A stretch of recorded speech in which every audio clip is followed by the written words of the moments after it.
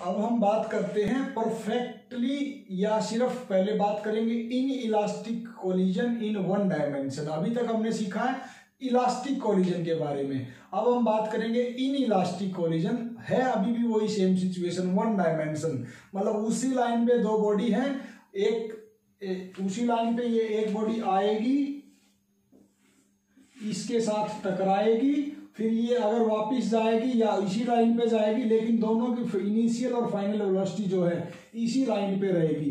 अब ये आगे जाएगी या पीछे जाएगी वो आप अच्छे से समझ चुके हो, लास्ट टाइम जो स्पेशल केस में बता चुका हूं कि ये सेम भी जा सकती है और पीछे भी जा सकती है। तो हम अब वन बाय वन डिस्कस करते हैं। पहले इसको मैं फिगर को बना के आपको बताता हूं कि इन इलास्टिक का क्या मतलब है, और वन डायमेंशन आप अच्छे से समझ चुके हो। तो मान लिया ये एक बॉडी है, ये बॉडी ए है, इसका मास जो है m1 है, ये बॉडी बी है, इसका मास जो है m2 है। अगर ये इसके साथ ऐसे u1 वेलोसिटी से जाके टकराई और इसकी वेलोसिटी जो है इनिशियल u2 है। अब जब ये टकराने के बाद मान लिया ये यहाँ पे ऐसे टकराते हैं, ये थोड़ा सा और आगे चली गई और ये जब तक यहाँ पे पहुंच गई इसके पास, तो ड्यूरिंग कोलिजन ऐसा सीन दिखाई देगा। फिर जैसे ही कोलिजन हो जाएगा तो फिर ये उधर जाएगा इधर जाएगी, हमें नहीं पता, लेकिन हम बस ऐसे अलग अलग बना रहे हैं इनको, ये बॉडी ए ये बॉडी बी। तो ये जो एक लाइन पे चल रहे थे अब भी एक ही लाइन पे चल रहे हैं, ऐसा नहीं हो ये इधर चला गया ये इधर चला गया, ये वाली इधर आ गई ये वाली उधर चली गई, ऐसा नहीं है, एक ही लाइन पे अब भी। तो इसकी फाइनल वेलोसिटी अब v1 है और इसकी v2 है। मास दोनों का जो पहले m1 m2 था अब भी m1 m2 है, तो दोनों की इनिशियल वेलोसिटी पहले u1 u2 थी, अब final velocity v1 and v2 है। अब हम बात करेंगे इन इलास्टिक कोलिजन। तो इन इलास्टिक कोलिजन की क्या क्या कंडीशन है।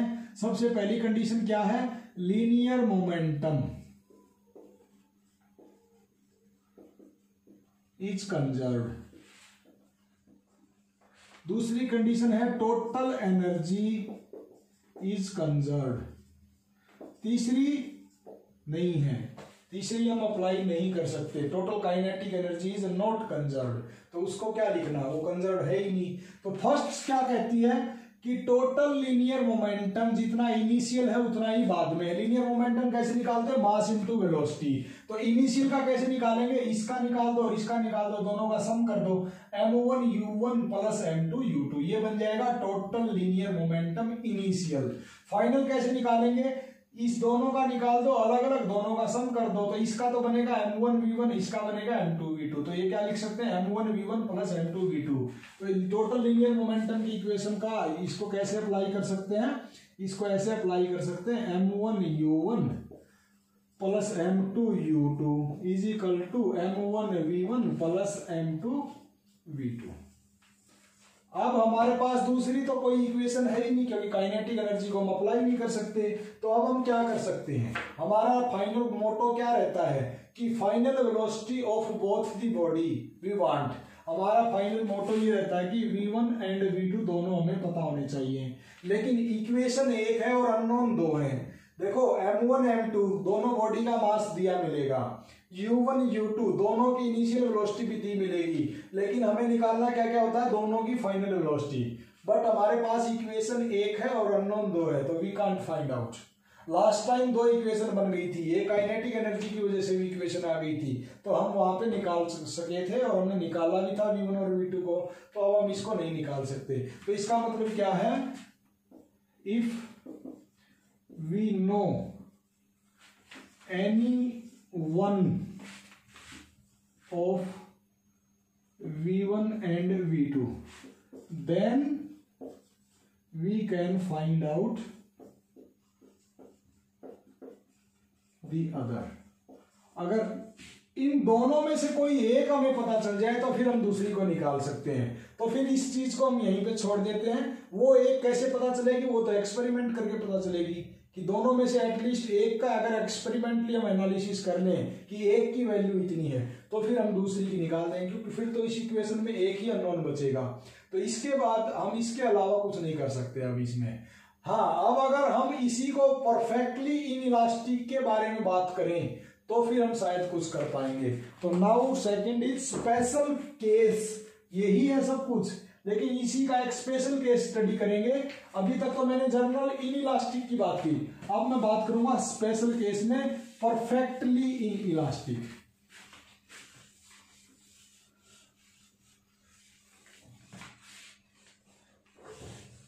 Now second is special case में है परफेक्टली इनइलास्टिक बॉडी में।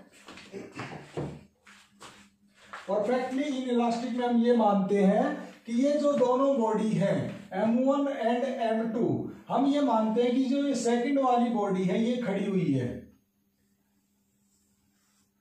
ये बॉडी का मास M1, ये इधर गई, दूसरी बॉडी का मास M2, लेकिन इसकी जो फाइनल वेलोसिटी है, सॉरी इनिशियल वेलोसिटी है, वो मान लिया 0 है, खड़ी हुई है ये।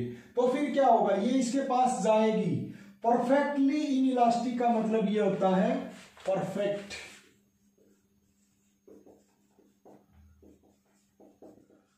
इनइलास्टिक का मतलब E की वैल्यू 0, और E क्या शो रिप्रेजेंट करता है, relative velocity final divided by relative velocity initial.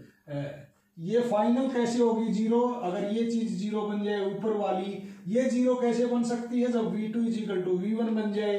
V2 is equal to V1 बनने का क्या मतलब है कि ये बॉडी इसके साथ जाए और जाने के बाद ये एक दूसरे से अलग अलग ना हो, एक ही स्पीड से चलने लगे, चिपक जाए एक दूसरे के साथ। तो अगर ये ऐसे बन गया तो इस सिचुएशन में हम क्या कह सकते हैं, दिस इज परफेक्टली इनइलास्टिक। मैंने ये नहीं बोला कि ये रुक जाए, इन दोनों की जो इसकी जितनी वेलोसिटी है उतनी ही इसकी बन जाए। तो ये मतलब V1 is equal to V2 is equal to एक कॉमन वेलोसिटी V। तो उस सिचुएशन में फिर क्या होगा, that will become perfectly inelastic condition. तो अब ये सारी वैल्यूज पुट करते हैं। परफेक्टली इनइलास्टिक बनाने के लिए सबसे पहले तो हमने क्या किया, U2 की वैल्यू 0 ली, मतलब ये दूसरी बॉडी को हमने क्या माना, दिस इज स्टेशनरी। दूसरा फिर वहां से क्या आया कि ये दोनों एक दूसरे के साथ स्टिक कर गए, चिपक गए और एक कॉमन वेलोसिटी के साथ चलने लगे, that common velocity is V। तो दूसरी कंडीशन क्या पुट करनी है, V1 is equal to V2 is equal to common velocity V। ये दो कंडीशन पुट करेंगे हम लोग। कहाँ पुट करेंगे, इनइलास्टिक कोलिजन की इक्वेशन में। इनइलास्टिक कोलिजन की क्या इक्वेशन आई है हमारे पास, लीनियर मोमेंटम की इक्वेशन आई है, M1U1 plus M2U2 is equal to M1V1 plus M2V2, जो अभी हमने लिखी थी। तो उस इक्वेशन को मैं एक बार फिर से लिखता हूं,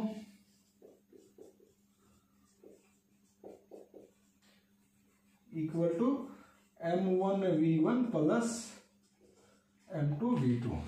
अब ये दोनों वैल्यू पुट करो, यहां से U2 की वैल्यू क्या बने, लिखनी है 0, और V1 और V2 दोनों की जगह क्या लिखना है, V।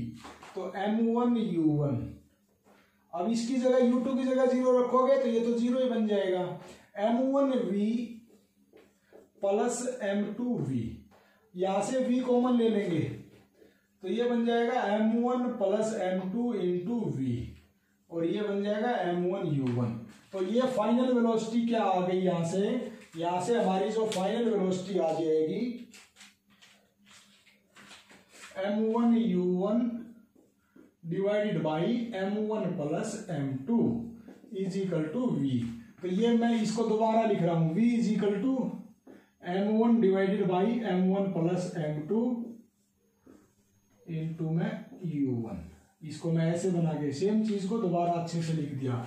तो अब यहां से ये इक्वेशन देख के हमें क्या पता चलता है कि ये जो फाइनल वेलोसिटी है ये हमेशा U1 से कम होगी। मतलब जिस वेलोसिटी से ये चल के आई थी, जब इसके साथ जाके चिपक जाएगी, स्टिक करेगी, और जब ये दोनों एक कॉमन वेलोसिटी V के साथ चलने लगेंगे तो ये V वेलोसिटी हमेशा इस U1 से कम होगी। क्यों, क्योंकि इस इक्वेशन से पता चल रहा है, इस इक्वेशन से क्या पता चल रहा है, M1 divided by M1 plus M2 will be always less then 1, क्योंकि ऊपर तो सिर्फ M1 है और नीचे M1 प्लस M2 दो चीज है।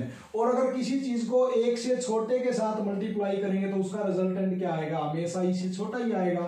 तो यहां से क्या पता चला कि final velocity of two body will be always less than initial velocity of first body. तो अब यहां से हम क्या कह सकते हैं कि टोटल काइनेटिक एनर्जी जो पहले थी दोनों की, वो बाद में हमेशा कम होगी। तो आपसे ऐसे क्वेश्चन पूछ सकता है इन case of perfectly in elastic collision in one dimension how much will be loss of kinetic energy, क्योंकि लॉस तो होना है, हमें पता है कि काइनेटिक एनर्जी इनर्शियल और फाइनल सेम नहीं है, लॉस होना है, पहले तो वो बात प्रूफ करनी है। लॉस प्रूफ कब होगा, जब फाइनल कम होगी और इनिशियल ज्यादा होगी। दूसरी बात कितना होगा वो आपसे क्वेश्चन पूछ सकता है, तो हम निकाल सकते हैं उस चीज को, तो मैं उस चीज को निकालता हूं। अब पहले मैं इसको लिखता हूं, इनिशियल काइनेटिक एनर्जी। तो इनिशियल काइनेटिक एनर्जी निकालने का क्या मतलब है, इसकी भी निकालो और इसकी भी निकालो, दोनों का सम कर दो, लेकिन इसकी वेलोसिटी तो हमने u1 ली है और इसकी वेलोसिटी हमने u2 = 0 ली है, तो सिर्फ इनिशियल काइनेटिक एनर्जी किसके बराबर बन जाएगी, हाफ m u1 का स्क्वायर। हाफ m2 u2 का स्क्वायर जब लिखोगे ये तो 0 है, तो ये सिर्फ बनेगी हाफ m1 u1 का square. This is initial kinetic energy. Final kinetic energy कितनी बन जाएगी, फाइनल में क्या होता है, ये दोनों बॉडी एक दूसरे के साथ चिपक जाती हैं, तो इसका मास m1 है और इसका मास m2 है, चिपकने के बाद फिर ये एक दूसरे के साथ सेम वेलोसिटी के साथ चलती हैं, तो टोटल मास इन दोनों का मिलके कितना बन गया, m1 + m2, और दोनों की कॉमन वेलोसिटी कितनी बन गई, v बन गई। तो मैं डायरेक्टली भी लिख सकता हूं या मैं ऐसे भी लिख सकता हूं, हाफ m1 v का square plus half m2 v का स्क्वायर। तो दोनों में v स्क्वायर कॉमन अगर हम ले लेंगे तो अंदर क्या बनेगा, half m1 + m2 into v का स्क्वायर। तो this is the final kinetic energy. अब हमें अगर लॉस निकालना है तो हम क्या करते हैं, इनिशियल काइनेटिक एनर्जी में से फाइनल को माइनस कर देते हैं, जो भी वैल्यू आएगी अगर वो पॉजिटिव वैल्यू आ गई तो समझो ये बड़ा था और ये छोटा था। दूसरी बात, वो जो भी मैग्नीट्यूड आएगा उसको हम क्या कह सकते हैं, लॉस ऑफ काइनेटिक एनर्जी। तो दोनों बातें प्रूफ हो जाएंगी। अब ये फिगर मैं हटा देता हूं, इसकी जरूरत नहीं है हमें, और मैं लॉस ऑफ काइनेटिक एनर्जी को कैलकुलेट करता हूं। मैं पूरा ही हटा देता हूं, थोड़ा लंबा जाएगा ये।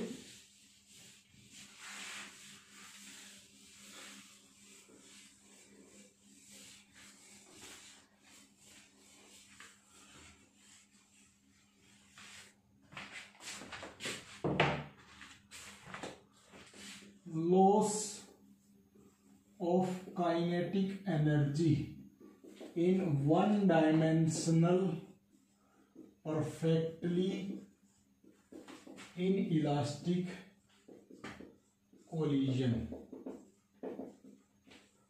तो अभी हमने निकाला है kinetic energy initial is equal to 1/2 m1 u1 का स्क्वायर।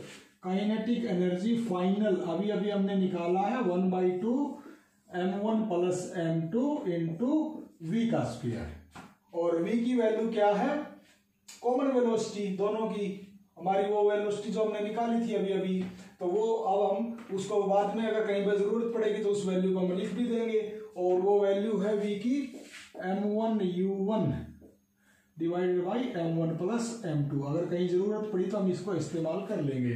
तो लॉस ऑफ काइनेटिक एनर्जी का मतलब है initial kinetic energy minus final kinetic energy. तो loss of kinetic energy is equal to kinetic energy initial minus kinetic energy final. तो kinetic energy initial है हमारी half m1 u1 का square minus 1/2 m1 + m2 into v का square. अब मैं क्या करता हूं, ये v की वैल्यू को पुट कर देता हूं इस इक्वेशन में। तो 1/2 m1 u1 का square minus 1/2 m1 + m2 v का स्क्वायर है, तो इस पूरी इक्वेशन का स्क्वायर लिखना पड़ेगा। m1 का स्क्वायर u1 का square divided by m1 + m2 complete का स्क्वायर। तो ये m1 + m2 का नीचे एक स्क्वायर है और ये एक पूरी टर्म है, कैंसिल हो जाएगा। तो फिर लॉस कितना बचेगा,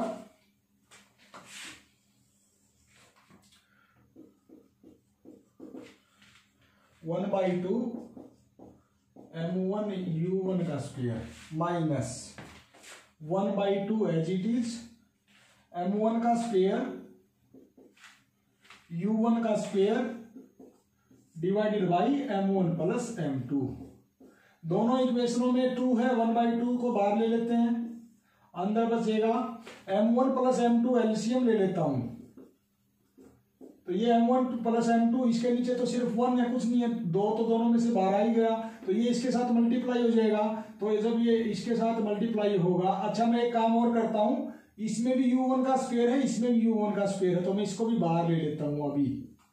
तो ये बचेगा m1 सिर्फ, तो ये m1 इसके साथ मल्टीप्लाई हो जाएगा, m1 प्लस m2 माइनस ऊपर m1 का स्क्वायर, बस ये आ गया u1 का स्क्वायर डिवाइडेड बाई 2, m1 का square plus m1 m2 minus m1 का square divided by m1 plus m2।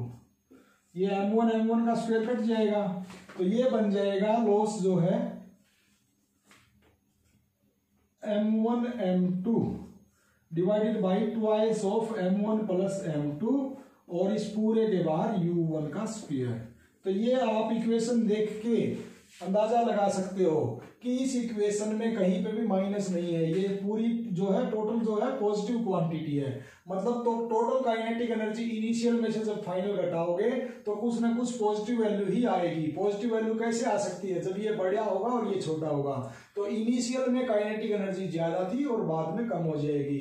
तो ये इस बात की गारंटी देता है कि there will be always loss of kinetic energy in case of inelastic collision. तो पहली बात तो ये इस बात की गारंटी है, because it is always positive. दूसरा आपसे अगर ये क्वेश्चन पूछता है how much will be loss in kinetic energy in case of inelastic collision, तो आप ये करके दिखा दो, दिस इज द लॉस। तो आज हम यहीं पे स्टॉप करते हैं, कल हम 2 डायमेंशनल के बारे में बात करेंगे, इलास्टिक एंड इनइलास्टिक कोलिजन के बारे में। Thank you very much.